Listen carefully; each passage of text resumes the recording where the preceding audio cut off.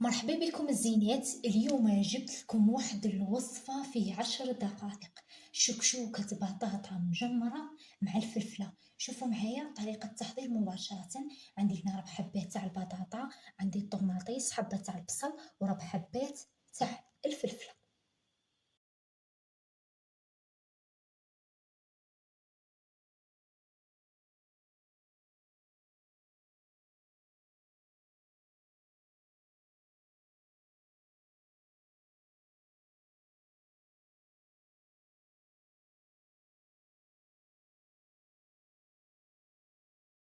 الزينات بعد ما قطعت البصله تاعي قطع صغيره، ندير هنا البطاطا اللي كنت قطعتها شرائح، تكون غليظه وما تكونش رقيقه، باش كي تكون الطيب لنا ما تفتتش بالماء.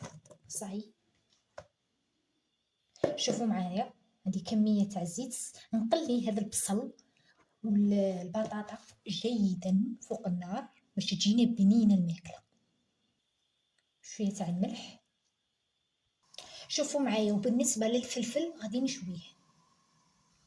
بعد ما قليت ديك البطاطا والبصل نديرو طوماطيس تاع القوطي،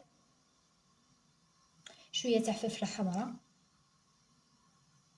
ما تنسوش هنا الثوم، غادي انا ندير ثوم بودره، كميه تاع فلفل اسود، مكعب مرق الدجاج جامبو.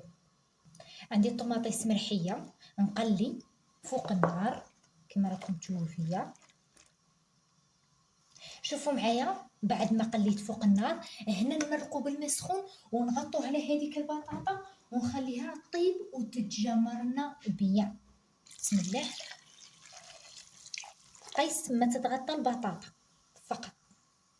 شوفوا معايا الزينات، هذيك البطاطا ها هي راها طابت لي. نديروا هذيك الفلفله اللي كنت شويتها ونقيتها، نديرها شرائح في هذه لاصوص، تزيد تكمل طيابها وتزيد تتجمر وتشوفوها ان شاء الله معانا.